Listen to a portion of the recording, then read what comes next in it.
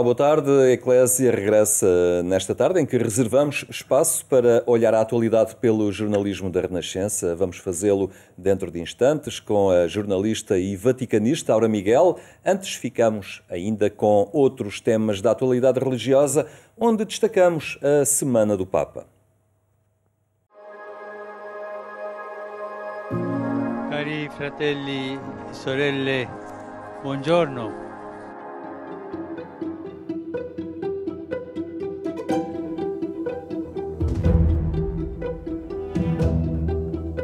A pandemia também se faz sentir na vida de um Papa, que tem saudades do contacto com os peregrinos. Foi o próprio Francisco a saudar a presença de fiéis na Praça de São Pedro, quase um mês depois, para a oração de domingo. Grazie a Dio possiamo ritrovarci di nuovo in questa piazza per l'appuntamento domenicale e festivo. Io vi dico una cosa, mi manca la piazza quando devo fare l'Angelus in biblioteca, sono contento, grazie a Dio e grazie a voi per la vostra presença. No clima da celebração pascal, o Papa sublinhou que o cristianismo exige atenção ao próximo a partir de uma relação viva com Jesus. Essere cristiani non è prima di tutto una dottrina, un ideale morale, è la relazione viva con Lui, con il Signore risorto. Lo guardiamo, lo tocchiamo, ci nutriamo di Lui e trasformati dal suo amore guardiamo, tocchiamo e nutriamo gli altri come fratelli e sorelle.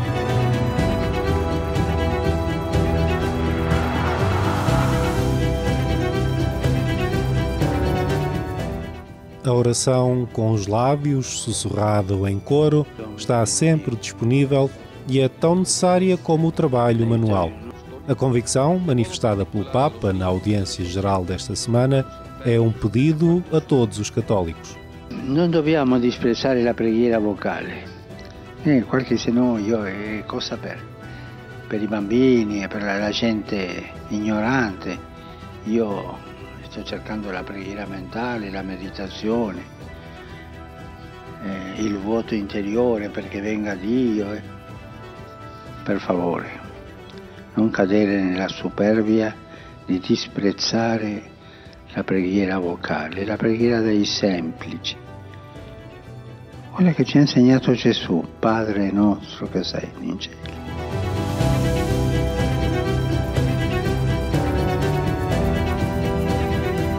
Bento XVI celebrou 94 anos de idade no dia 16 de abril. Uma vida ao serviço da Igreja mais longa do que a de qualquer outro Papa na história.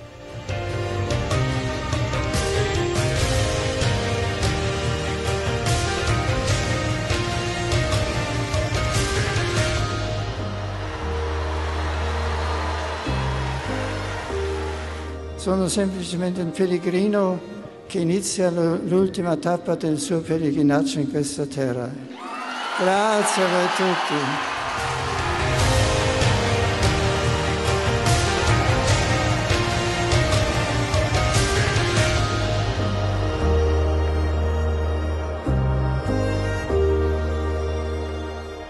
E non dimenticatevi di pregare per me.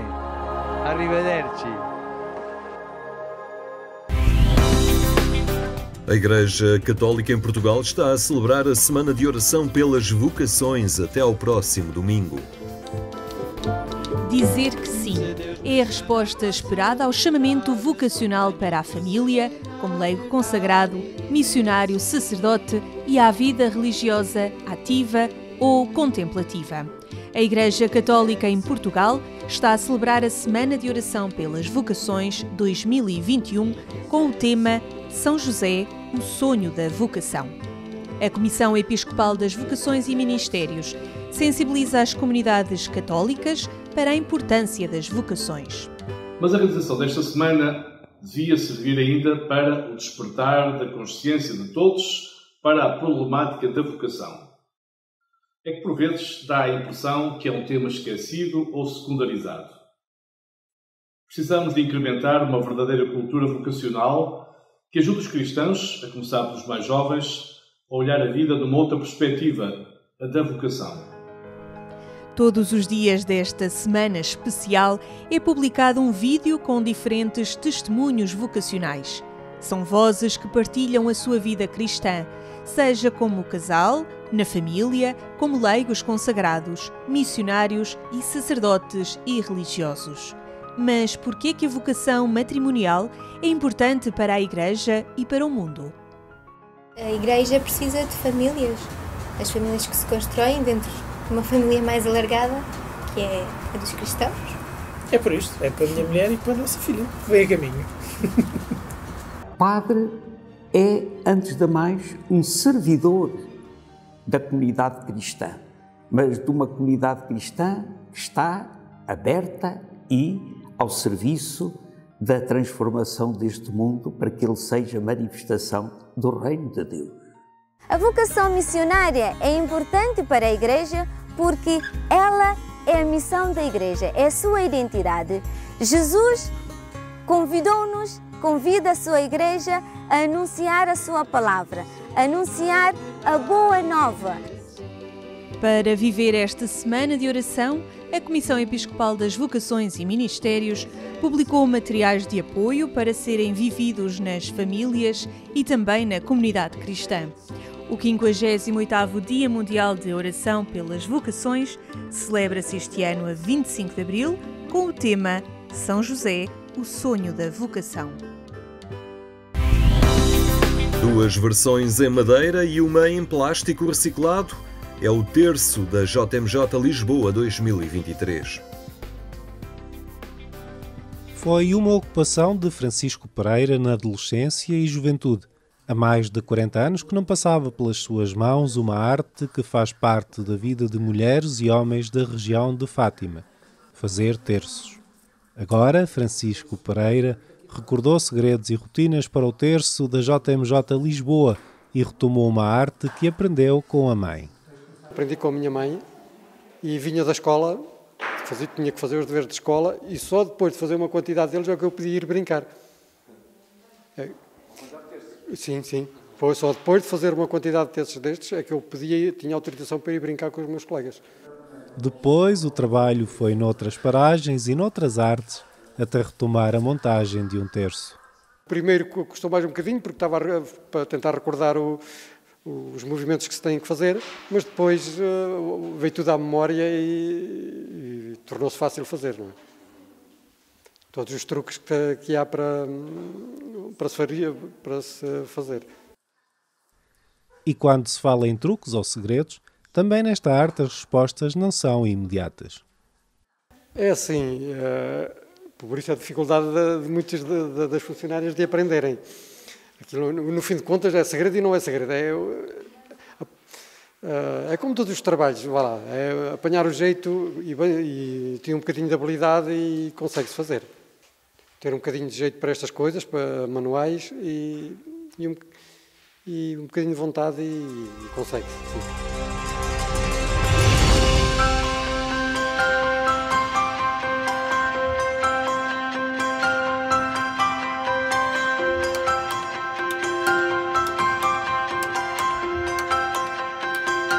Tudo feito por nós.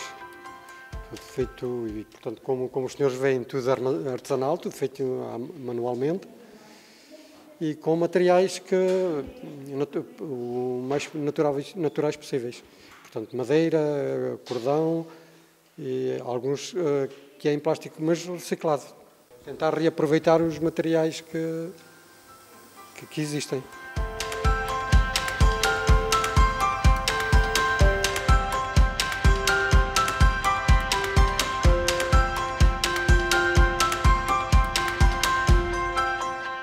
Criado pelos voluntários que trabalham na comunicação da JMJ Lisboa 2023, o terço é produzido em Fátima manualmente e com recurso a materiais naturais ou reciclados.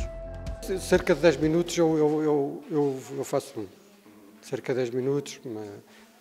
Pode às vezes não correr tão bem, mas quando está a correr bem, cerca de 10 minutos, como tenho experiência, consigo. Algumas não, as que têm mais experiência conseguem também, depois à medida que se vai ganhando experiência, vai-se conseguindo. E há algum segredo? É assim, por isso a dificuldade de muitas das funcionárias de aprenderem. Aquilo, no fim de contas, é segredo e não é segredo. É como todos os trabalhos, vá lá, é apanhar o jeito e ter um bocadinho de habilidade e consegue-se fazer. O terço da JMJ Lisboa 2023 foi apresentado em 3 versões, 2 em madeira e 1 em plástico reciclado. De acordo com a informação publicada no sítio da internet da próxima Jornada Mundial da Juventude, são distribuídos em caixas feitas de cartão reciclado e com linguagem inclusiva, onde são propostas também meditações do Rosário.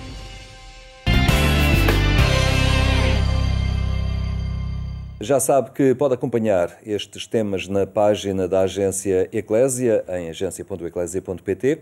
Agora olhamos novamente o Papa Francisco para destacar a sua mensagem, um tema para o Dia Mundial dos Avós. É um assunto que acompanhamos com a especialista em assuntos do Vaticano, a Aura Miguel, jornalista da Renascença. Olá, boa tarde. Olá. Obrigado por estares uma vez mais aqui entre nós. Já é conhecido o tema para este, que é o primeiro Dia Mundial dos Avós. Estou contigo todos os dias. Há aqui uma intencionalidade do Papa Francisco também de sublinhar a importância dos mais idosos. Eu creio que é uma visão mais alargada, porque o Dia dos Avós já havia no São Joaquim Santana, não é? Que é sempre assinalado no 26 de julho. São Joaquim Santana, os pais de Nossa Senhora e avós de Jesus. Só que o Papa, sabemos que isto é uma constante do pontificado dele, o valor, diz ele, a sabedoria dos idosos. Ser idoso não é uma doença, é uma vantagem. E também, certamente motivado pelas circunstâncias todas mais recentes, geradas pela pandemia, com todos os problemas inerentes, sobretudo também que afetam os idosos, o Papa decidiu instituir este dia, é o primeiro Dia Internacional, ou Dia Mundial, dos avós e dos idosos. Portanto, é um arco mais alto, porque nem todos os idosos são avós. E, portanto, claro, essa particularidade. E instituiu o dia próximo da festa de São Joaquim Santana, portanto, para o 4º domingo de julho. Sim. E por isso vai ser no dia 25 de julho o primeiro. Exatamente. E tem o tema que foi agora anunciado, que é Eu Estou Contigo Todos os Dias. E isso também é muito bonito, porque é aquilo que Cristo prometeu, não é? No fundo, se está vivo, está presente, mas é bonito que isto seja dedicado sobretudo aos mais velhos, sabendo nós de tantos problemas de solidão e até de abandono. E a atualidade trouxe-nos um sublinhado muito evidente agora da questão dos idosos, todos os surtos no lar, a incapacidade das pessoas poderem estar com eles e das famílias estarem juntas. Sim, era já uma preocupação que o Papa tinha insistido, não só desde que é Papa, ainda antes. Ele achava até, disse, abandonar os idosos, de certo modo abandonar é, por exemplo, pô-los num lar e nunca mais lá ir. E que ele gostava de visitar lares quando ainda não era Papa, não é? Quando ainda estava em Buenos Aires, e nos diálogos com os idosos, ele contou isto já várias vezes, ainda antes da pandemia, que muitos falavam dos filhos, tinham esta nostalgia e depois até às vezes tinham a tentação de mentir, a dizer que os filhos os visitavam quando não visitavam. E o Papa agora já disse, na altura também, que é mesmo um pecado mortal, é praticamente um pecado mortal abandonar os idosos, não os visitar, não lhes agradecer tudo o que se recebe deles, não é? Pronto. E claro, com a pandemia isto ainda ficou mais, digamos assim, latente, esta urgência de chamar a atenção para esta realidade, tanto que em todas as intervenções que ele faz e sobretudo aquele momento fabuloso na Praça de São Pedro, que agora assinalamos, faz agora um ano praticamente, em 27 de março, ele também falava nisso, quer dizer, é não só o sentir-se esta solidão no meio da pandemia, como os idosos têm uma dupla solidão e, portanto, é mesmo importante que haja esta... Exato. Mas ele, ao avançar com instituir este primeiro Dia Mundial dos Avós e da pessoa idosa, não é apenas um reconhecimento pelo seu estatuto que eles têm, mas quer envolvê-los também, dar-lhes responsabilidade, aproximar gerações e também na questão da oração, da evangelização, não é? O papel ativo que eles podem ter. Sim, em várias frentes, ainda agora nesta quarta-feira na audiência geral o Papa falou nisso, porque está a dedicar as catequeses à oração e sublinhou grande parte da catequese sobre o valor da oração feita pelos idosos. Ele até diz, no fundo o Papa falava na importância da oração verbal. E ele diz, muitos idosos às vezes também não ouvem bem e vão à missa e nós vemos que eles estão sempre assim a sussurrar, tipo, a murmurar orações para dentro. Mas isso é bom, porque isso no fundo sustenta a vida da Igreja.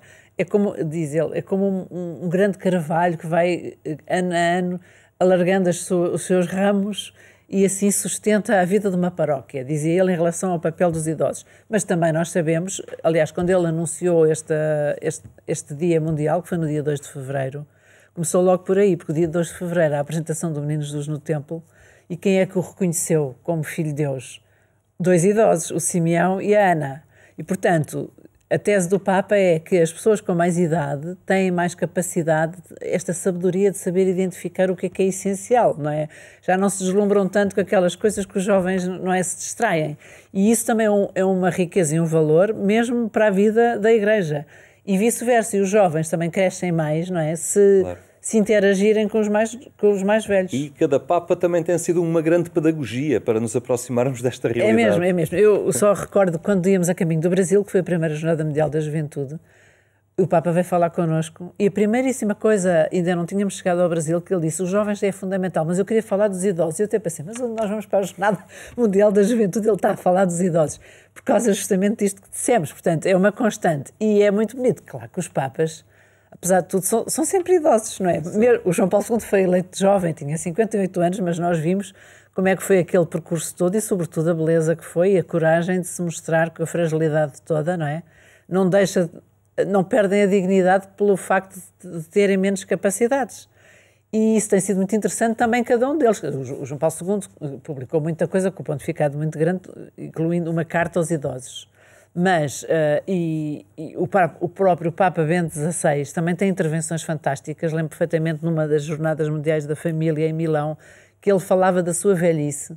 E há imagens muito bonitas, e o próprio Papa Francisco, ele quando fez 80 anos, comentou que isto é tipo que esquisito, eu já ter 80 anos, não me sinto nada com 80 anos, é como um ladrão furtivo que vem por trás e de repente agarra-me, eu já entrei nos 80.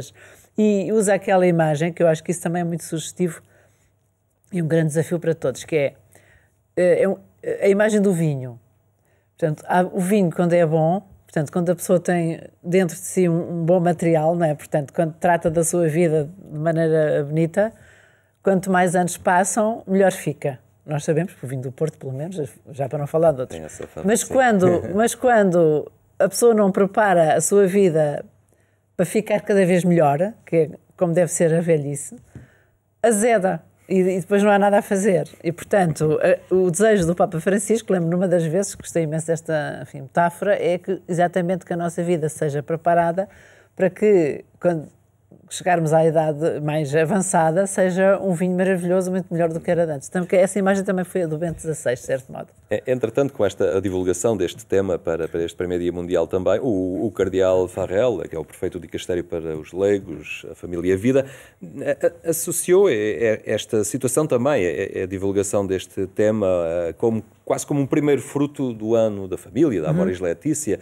Afinal, os idosos são elemento estruturante da unidade familiar e é com eles também que a família adquire projeção e a sua real dimensão. Sim, eu acho que se cruza tudo como na vida da Igreja, não é? Porque, de facto, é bonito que isto aconteça no ano Amoris Laetitia, na família Amoris Laetitia, no ano de São José também, não é? Porque este conceito, coitado, o São José se calhar não era assim tão velho, é sempre reproduzido muito velhinho, com barbas. De qualquer modo, há uma dignidade em todas as fases da vida, e creio que quer a questão do ano da família, Amoris Laetitia, quer mesmo, por exemplo, no documento que saiu de Cristo Vivo, dedicado aos jovens, há lá uma grande parte também desta intercruzar de gerações, em que o Papa pede mesmo para que os jovens frequentem, convivam com os mais velhos, porque é bom para os dois lados, mas sobretudo aprende-se muito da maneira justamente de envelhecer dignamente e de uma forma bonita com aquilo que os idosos podem trazer, e portanto tudo se intercruza, de certo modo, é interessante. Agora, um bocadinho à parte, tirando esta particularidade portuguesa de tentar aprovar a eutanásia em plena pandemia, de alguma forma esta experiência trouxe-nos, direcionou-nos um pouco a nossa atenção para a realidade da terceira idade, dos mais idosos, para a sua importância, para olhar para eles de outra forma. Sim, de repente foi completamente contraditório, não é? Porque de repente toda a gente começou a preocupar-se, aliás, e foi os factos, não é? Nos lares com os contágios dramáticos e ao mesmo tempo esta tentativa de descartá-los, quer dizer, é uma coisa, é mesmo uma aberração. Mas creio que ficou evidente que eu acho que dentro de nós há um grito de plenitude e de felicidade, não é? E depois há umas certas pressões ideológicas que tentam negar isso, mas eu acho que os factos, como diz o Papa, a realidade é superior à ideia. E a realidade é que nós angustiávamos de ver, angustiamos todos, com certeza, e todos respiramos de alívio quando agora, finalmente, já há uma maior abertura em relação aos lares, mas que o ideal mesmo, acho que o Papa até o disse, o ideal mesmo era que não fossem para os lares, não é? O ideal mesmo era que houvesse a possibilidade de mantê-los, ou pelo menos em realidades de convívio intergeracional e humano. E humano, sim, porque é mesmo uma questão de agradecimento e de respeito. Eu lembro-me que uma vez, por causa destas expressões ideológicas, quando foi uma grande discussão no Cairo sobre o controle da população, e enfim, era tudo a querer instituir o aborto como direito, enfim. E o líder, na altura, de Moçambique, fez um testemunho a dizer, mas desculpem lá, mas para nós uma família numerosa é uma grande riqueza. Cada filho é uma grande riqueza e, portanto, há todo uma revolução de conceitos, não é? Sobre o que é a estrutura do humano e o que é que corresponde ao coração do homem, que eu acho que isso também, cada cristão é chamado a estar atento, e acho que este ano também ajuda, este ano dos idosos e avós. Muito bem. Aura, muito obrigado por esta passagem aqui pelo programa Eclésia. A terminar, lembro que mais logo ainda pode acompanhar a edição rádio do programa Eclésia, quando forem 22h45. Basta para isso sintonizar a Antena 1. Tenha então uma muito boa tarde. Até amanhã, se Deus quiser.